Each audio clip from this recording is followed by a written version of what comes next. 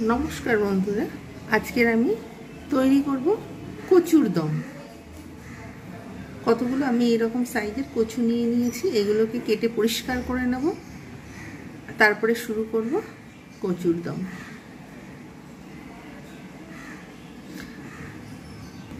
जादेर रक्ताल्पता रयेछे तादेर जोन्नो कचु खूब भालो। कचुगुलोके आमी भालो करे परिष्कार जले धुए नियेछि। एबारे आमी एगुलोके 30% मतो लवण वाटारे भालो करे भापिए फेले देबो और 70% कुक होवार समय जखन दम करब तखन 70% कुक होबे। सुतरां एटा आमी 30% आगे भापिए फेले देबो। अतिरिक्त जे पिच्छिल भाबटा थाकबे सेटा किन्तु चले जाबे। कचुर दम आमी बानाबो, जार जोन्नो एखाने निये निয়েছি लवण, एखाने निये निয়েছি मेथी, शुकनो लंका और गोटा गरम मशला बोलते एखाने लवंग एलाच और दारुचिनी रयेछे एखाने और होच्छे एकटु मेथी आछे, देखा जाच्छे ना, এই যে একটু মেথি ফোড়ন দিয়েছি টেস্টের জন্য। এখানে নিয়েছি ধনে গুঁড়ো, জিরে গুঁড়ো, লঙ্কা গুঁড়ো, হলুদ গুঁড়ো। এখানে নিয়েছি ধনে পুদিনা পাতা আর আদা রসুন পেস্ট। আর কচুগুলোকে আমি কিন্তু 30% আমি ভাপিয়ে ফেলে পরিষ্কার করে একদম জল দিয়ে শুকনো করে ধুয়ে রেখে দিয়েছি। আর এইখানে নিয়ে নিয়েছি ঘি। কড়ার মধ্যে আমি রিফাইন অয়েল দিয়েছি, ফরচুন সয়াবিন অয়েল। এবারে গরম হলে আমি এতে ফোড়ন দেব। তেল হালকা গরম হলে ফোড়ন দেব, মশলাটা দেব না। মশলাগুলো আগে জল দিয়ে আগে ওগুলোকে নরম করে নেব, না হলে কিন্তু তলায় পুড়ে যাবে। তেল গরম হয়ে গেছে কিনা? হ্যাঁ, তেল গরম হয়ে গেছে, বোঝা যাচ্ছে হালকা গরম হয়েছে। এতে দিলে কোনো অসুবিধে নেই। এগুলো আস্তে আস্তে এগুলো ভাজতে থাকবো। এবারে এতে একটু জল মিশিয়ে দেবো যাতে পুড়ে না যায় সেই জন্য। আর এতে একটু জল মিশিয়ে দেবো যাতে মশলাগুলো পুড়ে না যায় তার জন্য। এটা ভালো করে নাড়িয়ে নেবো, ভালো করে একদম পুরো পেস্ট করে নেবো সুন্দরভাবে। আর এটাও সুন্দরভাবে ভালোভাবে পেস্ট করে নেবো যাতে পরে কোনো অসুবিধে না হয়। এদিকে দেখা যাচ্ছে এগুলো পুরো ভাজা হয়ে গেছে। এইবারে আমি কিন্তু এর মধ্যে দেব, আঁচটা একদম কমিয়ে দেবো, কমিয়ে দিয়ে এর মধ্যে দেবো আদা রসুন ধনে পাতা পুদিনা পাতার পেস্ট আমি কিন্তু এর মধ্যে দিয়ে দেবো। যেহেতু এটা ভাজা মতো হয়ে গেছে ঢাকা দিয়ে দেবো।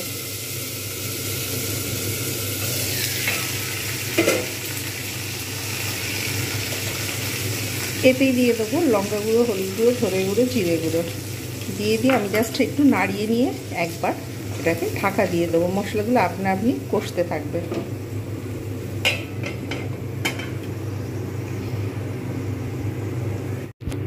আমি 1 মিনিট অপেক্ষা করেছিলাম, চারিদিকে তেল ছিটকাচ্ছিল বলে চারিদিক নোংরা হয়ে যাবে।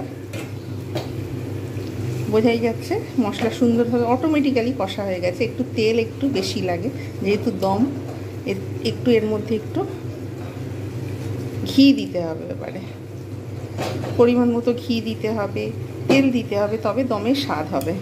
এবারে আমি এতে দিয়ে দেবো 1 চামচের মতো ঘি। আবার একটু বন্ধ করে রেখে দেবো। এইবারে আমি এতে দেবো পরিমাণ মতো লবণ। লবণটা দিয়ে একটু কষে নেবো। তেল যেহেতু ছাড়তে শুরু করে দিয়েছে তাই আমি এতে পরিমাণ মতো লবণ দিয়ে দিলাম। এইবারে আমি এর মধ্যে দিয়ে দেবো কচুগুলো দিয়ে কিন্তু আমাকে ভালোভাবে কষতে হবে। 30% যেহেতু এটা ভাপিয়ে ফেলা আছে তাই আর বাকিটা হবে এখানে কষতে কষতেই সিদ্ধ হয়ে যাবে। তার জন্য আমাকে কিন্তু ঢাকনা দিতে হবে, ঢাকনা না দিলে হবে না। অতিরিক্ত যে আঠালো ভাবটা, একটা পিচ্ছিল ভাব থাকে সেইটা কিন্তু কেটে যায়। যার জন্য আলু দিয়ে কচু দিয়ে দম করলে তখন না ওর মধ্যে ভাপিয়ে ফেললেও চলে যায়, কিন্তু যেহেতু শুধু কচুর দম এত স্লিপ থাকবে খেতে অসুবিধা হবে, যার জন্য আমি 30% ভাপিয়ে ফেলে দিয়েছি। এবারে আমি এটাকে ঢাকনা দিয়ে রেখে দেবো। যেহেতু তেল এবং ঘিয়ের পরিমাণ রয়েছে, তাই এতে কোনো অসুবিধা হবে না, মশলা পোড়ার কোনো সম্ভাবনা নেই। আর জলও খানিকটা রয়েছে এর মধ্যে, দেখা যাচ্ছে এখনও পর্যন্ত। ঢেকে রেখে দেবো প্রায় 2-2.5 মিনিটের মতো, এখানেই সিদ্ধ হয়ে যাবে। 2 মিনিট পরে আমি কিন্তু চলে এলাম।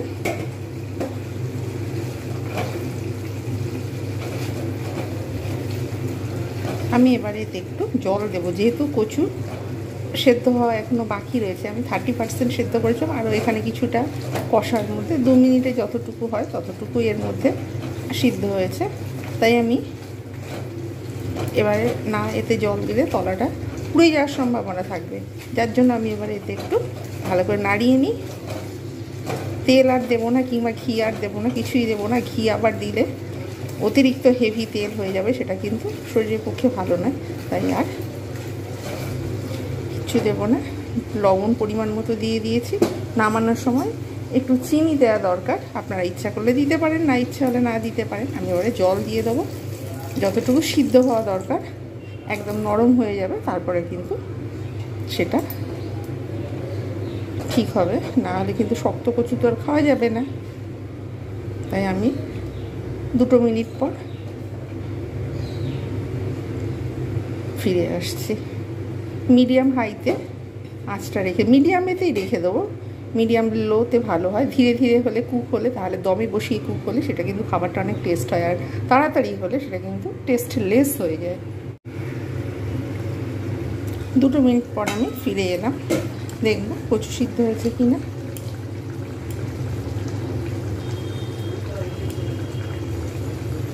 হ্যাঁ, সিদ্ধ হয়ে 2 ভাগ হয়ে গেল, মানে সিদ্ধ হয়ে গেছে ভালো মতো। এবার আমি সার্ভ করব। কচুর দম একদম পুরো কমপ্লিট। এবার গ্যাসের ফ্লেম বন্ধ করে দেবো। একদম নরম হলে, গলে গেলে সে আবার একদম ভালো লাগবে না। গ্যাসের ফ্লেমটা বন্ধ করে দিয়ে সার্ভ করে দেখাচ্ছি। তৈরি হয়ে গেল কচুর দম। এইরকম কচু প্রথম ভাপিয়ে ফেলে তারপরে সমস্ত মশলা দিয়ে কষে যেভাবে আমি বানালাম, এইভাবে অবশ্যই আপনার বাড়িতে ট্রাই করবেন, দেখবেন যে খুব সুন্দর লাগবে। এটা রুটি, পরোটা এবং স্টিম রাইসের সঙ্গে খুব সুন্দর লাগবে। আর ভিডিওটা যদি আপনাদের ভালো লাগে অবশ্যই লাইক, কমেন্ট, শেয়ার এবং সাবস্ক্রাইব করতে ভুলবেন না। নেক্সট টাইম আরও একটা নতুন ভিডিও নিয়ে আপনাদের সামনে উপস্থিত হব। প্রত্যেককে ভিডিও দেখার জন্য এবং আমার সঙ্গে থাকার জন্য ধন্যবাদ।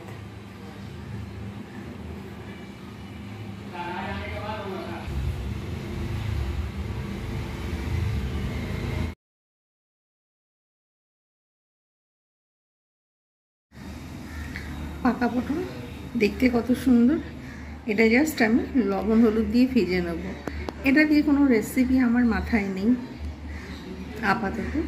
যদি ভবিষ্যতে কোনো রকম রেসিপি মনে আসে তাহলে অবশ্যই আপনাদের দেখাবো, কিন্তু দেখতে এত সুন্দর তাই আমি সকলকে দেখাচ্ছি। দেখুন বন্ধুরা, কত সুন্দর দেখতে।